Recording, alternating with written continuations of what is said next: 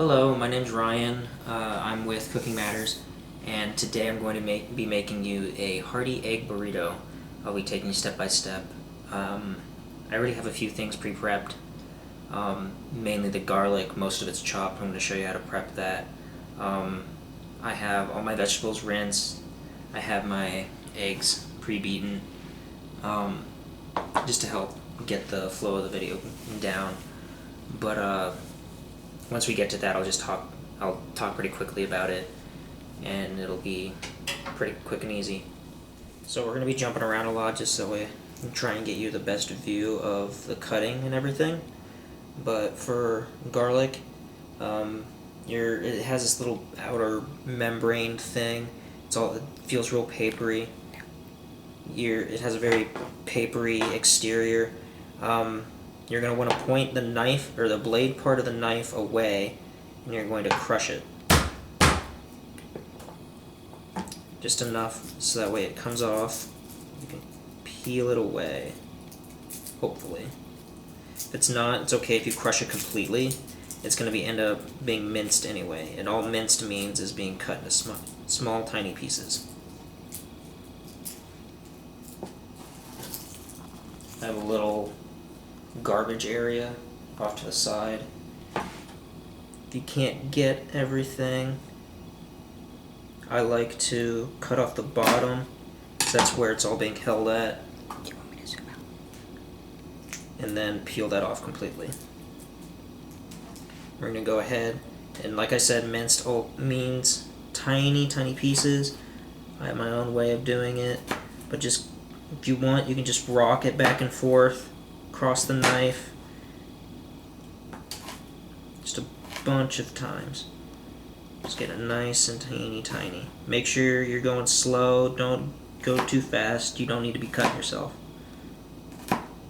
Make sure your fingers are in and you're using the knuckle to just kind of guide. You will never cut yourself if you do this, keeping the knuckle connected to the side of the knife.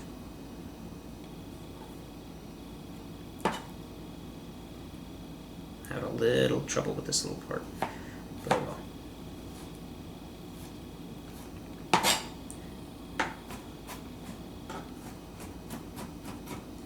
There.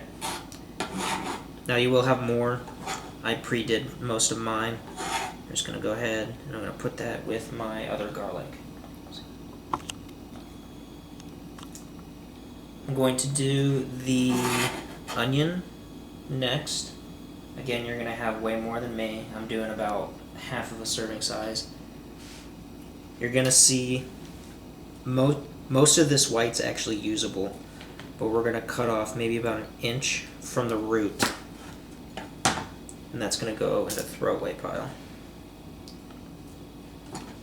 And we're just going to cut into tiny little rings. You can go about as thin as you want. Again, be very careful with your fingers. Do not cut yourself. And mine has been pre-rinsed. You want to make sure you always rinse your produce. You never know what's on it or who's been touching it.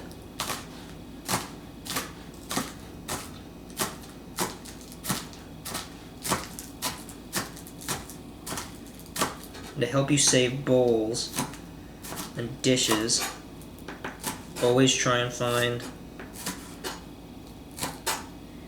some nice little cheat ways for putting your ingredients off to the side.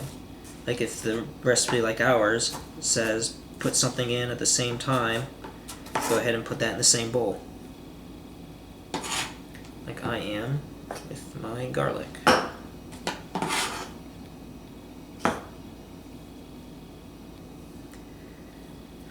Now, for the pepper, if I'm going too fast, feel free to pause the video. If I'm going too slow, feel free to speed up the video. But for the pepper, it's filled with seeds and white parts that you're not going to want to eat. The white parts have a very bitter taste. So what you're going to want to do, if it's uneven, that's fine. You're just going to want to try and find like that sloped part And you're going to start at the top and try and follow your way around a white part, coming to the bottom. And then you'll see the cavity on the inside. I went around the white and most of it got cut off, and I can, once I go through and cut this, I can go ahead and cut that last little bit off. I'm going to keep doing this. You can see on the inside, I don't know how well you can see that, but I'm going to try and find that other part. You have to turn it towards me to see it. I'm going to again. It's very, very easy. You do not have to press real hard, and if you're pressing really hard, you might need a new knife. Go ahead and do that for all 4 sides.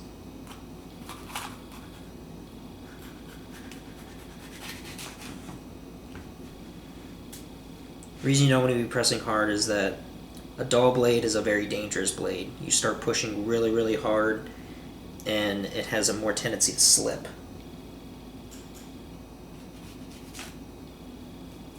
That last one you can almost just peel it away. You can use the bottom. Feel free to just cut that off. Don't need to waste it. Then you're left with just the nice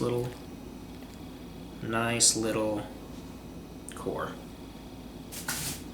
I'm only going to show you how to cut half of this for time's sake, and the bottom. Since the bottom has a lot of white on it, you can kind of trim that if you want to. It's completely fine by itself. Then you get that. And all you're looking for when you do cut a pepper is trying to cut it into nice even pieces. The more even they are, the more even they cook. And you don't want to have any that are too big, and then they become too crunchy, and any that are too small. Don't do what I just did. Always cut away from yourself. I just get a little too confident. And sometimes you'll see pieces that are even worse than this, but they'll be like seed. Seed is in the shape. When you have pieces like this, you can just, to try and get a nice flat, even cooking area, or cutting area, my fault. Go ahead and cut that circle off so it becomes nice and flat. You just put that down along with another piece. Again, this one is nice and seed. Cut that off, and these are about the size that we're going for every other piece. Just put those 3 together and cut.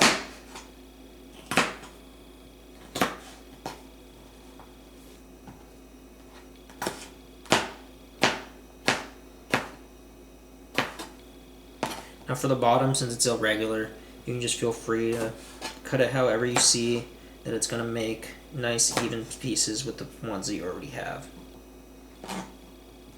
I'm going to go ahead and cut the rest, and then when I'm done, we'll move over to the stovetop and we'll start cooking. So now we're back on the stove, or we're back over to the stove.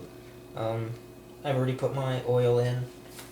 I'm using a different oil. We don't have canola oil. The only oil you really don't want to be using is something like an extra virgin olive oil. You can use olive oil. Just make sure it doesn't get too hot. The only reason you don't want to use extra virgin olive oil is because that's mainly used for like salad dressings and stuff like that.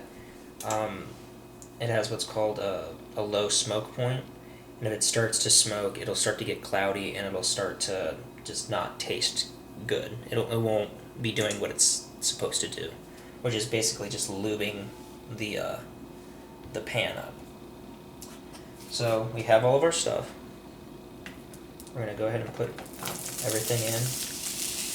If the garlic clumps up, you're going to want to break that up with your spatula or whatever you're going to use to stir this until everything is nice and soft.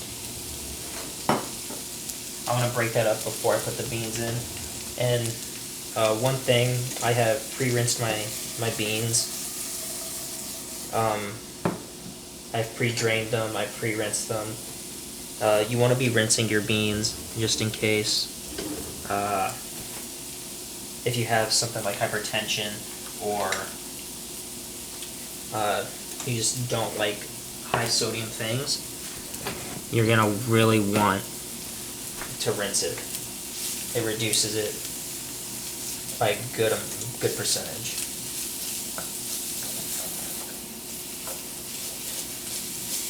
Go ahead and try and break up all that garlic. So to make mincing easier, you can also grate it. That's what I went ahead and did. And sometimes the downside of that is it sticks together, but it'll cook itself apart and be completely fine. Especially once you add the beans and it gives it an area to break apart in.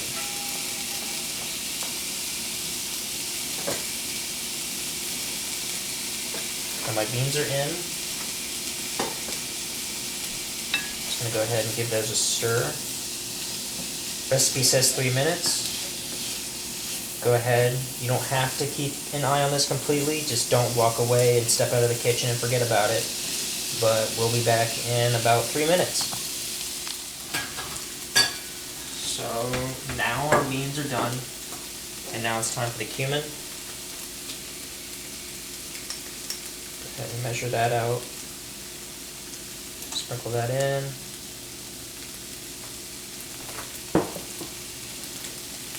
Now this doesn't have to be in the pan for long. You just want to try and get that stirred in, really accumulated. Again, you don't need to cook a spice, especially if it's pre-ground like this.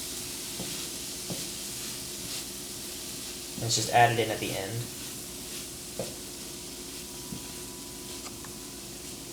So now once it's cooked, and the cumin's all incorporated,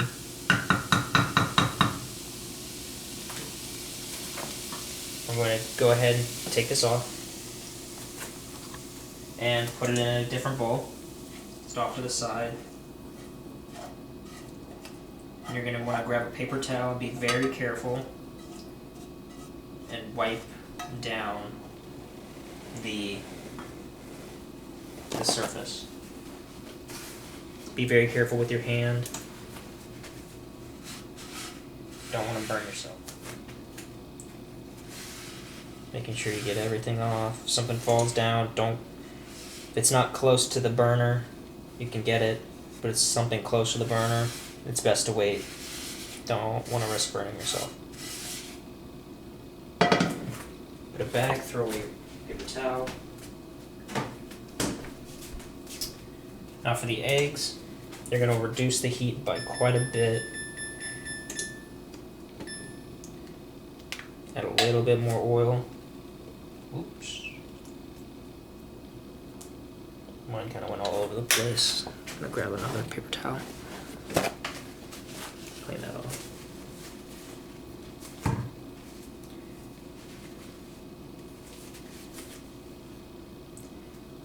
Now I'm going to spread the oil around. Try and give it a chance to cool off.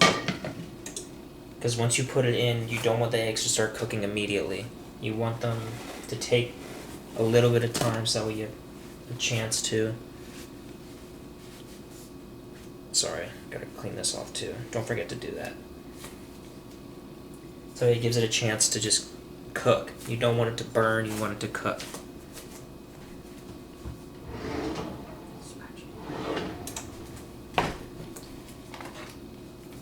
Couldn't find my spatula. Now we have our eggs. A good way to make sure that the pan is cooled down to the right temperature is to make your eggs while it's cooling off. I pre-made mine. Just giving it one last little beating. Put a little bit more air in. Then we're going to go ahead, pour it in.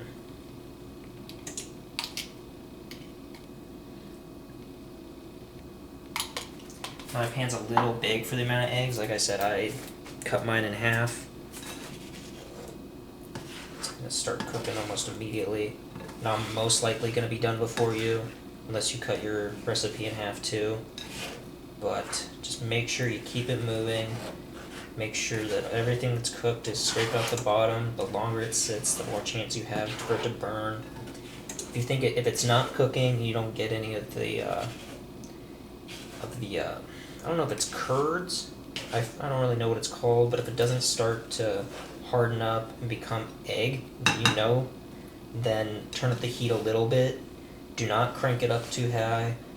It'll just start to burn. And as soon as it starts to burn, it's already too late. Now, if you have anything that you want to add in once it starts to get a little bit more solid, go ahead and add that in then. Like the cheese. I forgot to bring that out, but that's fine. Just gonna keep moving it around. Mine's not cooking quite as fast as I would want, just for the sake of the video. Really, the slower it can cook, the better. You have a chance to get a nice creamier egg that way. But for the sake of the video, I'll keep it low and slow for you.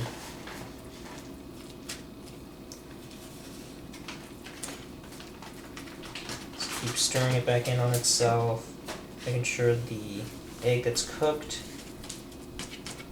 is moved and the egg that isn't is touching the pan.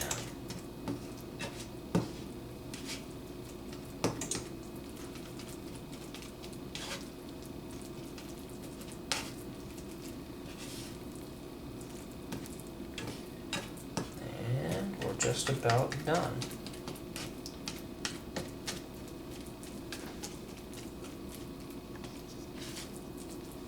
And there we go. Eggs are all done. Wipe off your pan one more time, just to add the little finishing touches on the completely wrapped burrito. But one thing I did forget that you can add to your eggs at the same time that you add your cumin into is your chopped cilantro.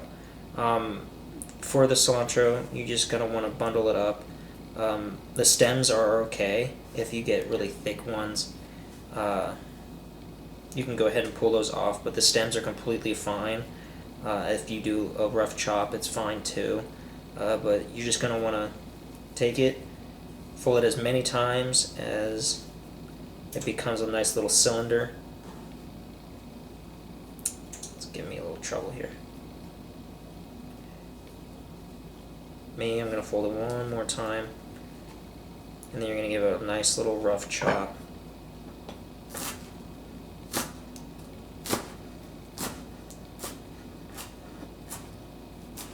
There, and it's done. Now you can put it in with the eggs at the very end. You don't need to cook this really that much, because if you do end up cooking it too much, it loses its smell and it loses its flavor. So what you can do, you can eat it raw like this as like a little garnish to be put on the eggs. It'll add maybe not as much flavor, but it will add the flavor that you were looking for this. We're going to go ahead, just kind of push that off to the side on the board. Just try and save us some dishes later. We're going to finally make our burrito. So, pull out a spoon.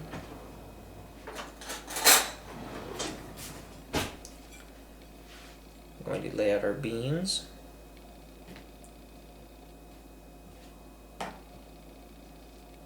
Now my burritos are a little small, so I'm not going to be able to make a lot or put a lot in here.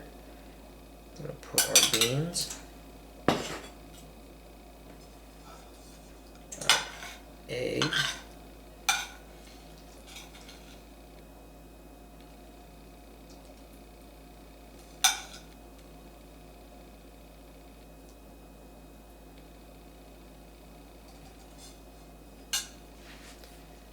our cheese,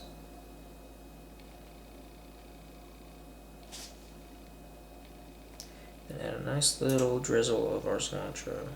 Now I really like cilantro. I love the way it smells. I love the taste that it gives. So I might be dousing mine in cilantro, but you really don't need to. So I'm just gonna foil like not the best here. here, here, and then right back over. Now I have a little trick to show. Well, I did that backwards. I guess it really doesn't matter. Here, and then back over. Okay, now we're going to jump back over to the stovetop real quick. I'm going to show you one last trick to help keep it sealed. So, one last thing to help kind of seal everything inside, especially if you want to make it for lunch and put it in a lunchbox or a nice baggie for like a kid or something. Doing this will really help keep it from getting too soggy, or from the heat of the freshly made beans and eggs from making the tortilla soggy. So you're going to want to raise the heat to about medium to low medium. Actually, go about medium. You don't want to be sitting here for about an hour waiting for this to toast. But you're going to take the fold side and just put it on. No oil is needed. All you're basically doing is toasting it to a point that it seals itself. And once it becomes toasted on one side, we're going to be flipping it and toasting it on the other. I love the way it adds a nice little crisp outside. It almost adds a little crunch to it. And the flavor of the extra cooked tortilla I think it just adds a lot to it. So, we're going to check every now and again. No, nowhere near. I didn't wait for my oven to heat up, so we'll be back once we have a good point of reference to show you. So we've been sitting here for about 4 or 5 minutes. I put it in while my pan was cooled off, so it wasn't up to heat yet. So I really don't have a good benchmark to tell you. Just make sure that if it starts to smoke like mine is now, I don't know if it comes through on the camera, but if it does, just make sure you're checking it every now and again till you get a nice little toast on it, and that just helps. And that's what we're looking for. We're going to go ahead and flip that back over. All that does, it stops the tortilla from opening back up and just letting everything come out.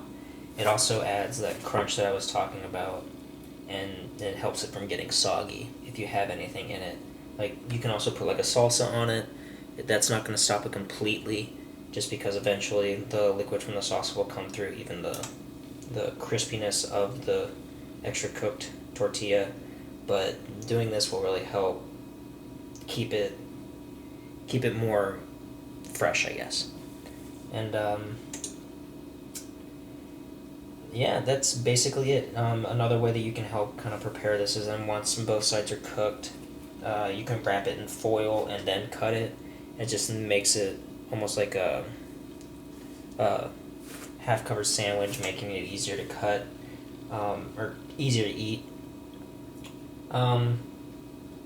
That's basically it. That's the last little trick I wanted to share with you. That was basically the breakfast burrito. You just want a nice little toast on each side to help seal it all in. But yeah, that was the Hearty egg burrito. The recipe will be either in the description below or linked in or in a link somewhere. It'll definitely be somewhere that you can find. But yeah, I'm Ryan with Cooking Matters of Ohio Wesleyan University, and that was the Hearty egg burrito. Thank you.